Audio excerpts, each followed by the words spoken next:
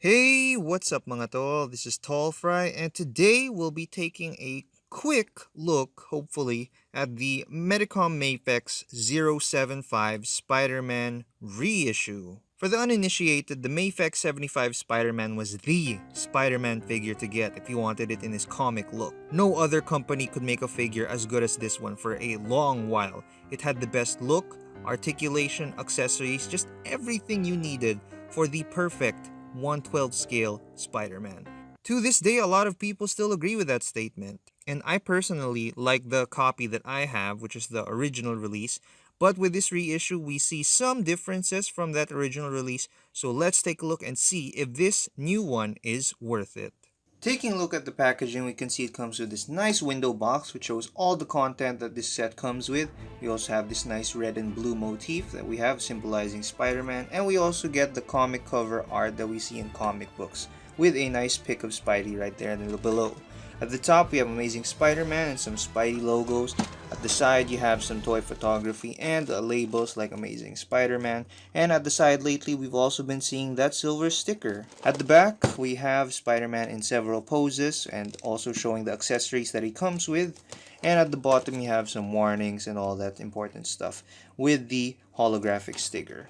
So, without any more talking, let's get this Spidey out of the packaging. And here he is, the man of the hour himself, the 75 Spider-Man.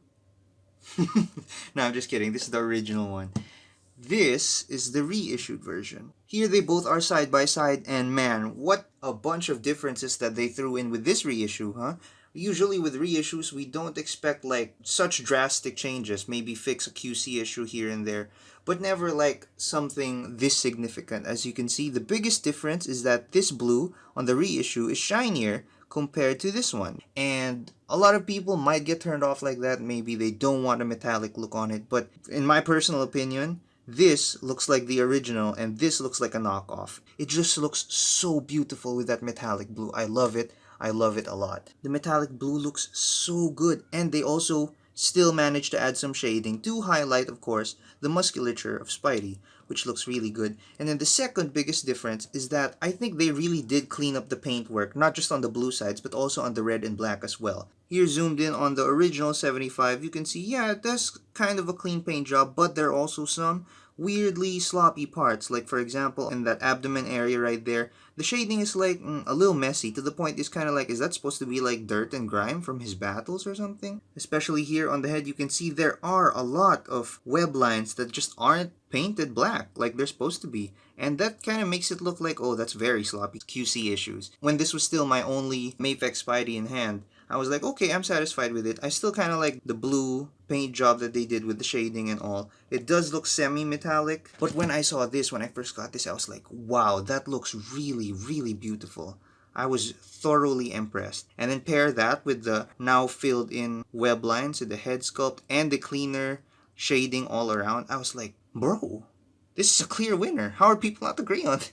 Well, of course, yeah, everyone has their own preferences, but to me, this is a very necessary upgrade compared to this guy. This guy isn't bad. He's not bad. He's still pretty okay. But wow, the things they managed to do with this guy, I think makes it well worth it, you know. Just to show you even further how different this new reissued version is, here are the unmasked Peter Parker head sculpts. This skin tone seems much livelier compared to this one. This one looks like a paler white-ish, whereas this one is like, oh, that's Peter Parker, you know, Caucasian male, living. Here they are too with the alternate head sculpt with the squinty eyes. You can see on the right there are some missing paint lines. And while the reissue definitely has missing paint lines too, it's not like perfectly applied. It is way, way better. I think even the spiders are pretty comparable on the old one. Honestly, it's not that bad. Like, it's still recognizable as the spider symbol. But here on the left, it's like, oh, okay, it's not as thick. Yeah, the legs of the spider became thinner and can thus be more distinguishable somewhat. But they're both okay, I guess. Another part here where it is extremely obvious that they didn't fill up the part is there, the web lines on the feet.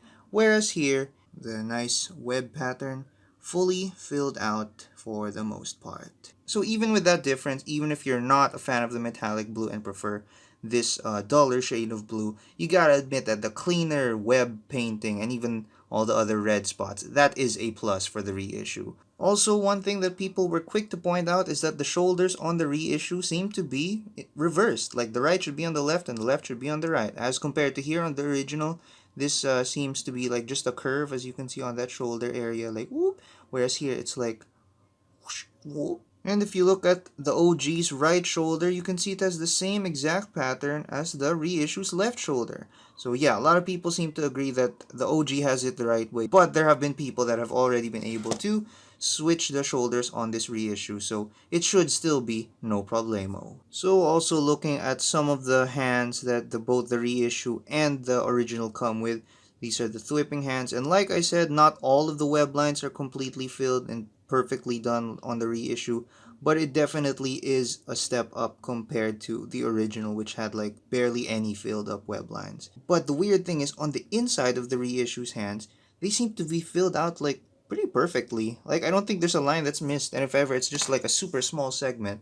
So that's just pretty strange. For the figure's articulation, like I said earlier, it does use the exact same buck as the previous 75 Spider-Man, so there shouldn't be any difference. And same with the accessories. There should be nothing new about it. It should still come with 5 pairs of interchangeable hands, 1 other set of alternate feet, 2 alternate heads, the squinty eyes and the unmasked head with neck, the holdable mask for the unmasked head, 4 webs that you can put around his wrist with the loops, 1 web that he can hold, and the 1 web with the thingy at the end. But this time on the reissue, it comes with this plastic piece that you can apparently use with this type of web. And yeah, I guess it's used to peg onto like stands and stuff. I think this is new. I really don't remember this coming with my original 75 Spider-Man. But yeah, that should be about it when it comes to new stuff in the reissue.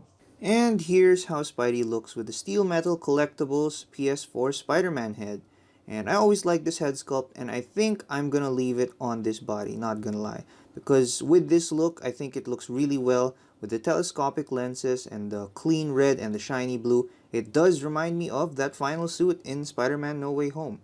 And I like that suit, and until we get that one in actual Mafex official release form, this will be my stand-in for that. Also, another reason I love the shiny blue that they gave to this reissued figure, not just because of the premium look that it gives, but also I think it perfectly recreates what we see in like comic book covers and the art style. Usually in comic book covers, I remember there being like a certain look when it comes to the blue parts of the suit. There would be sides with shimmer, there would be sides with shadow.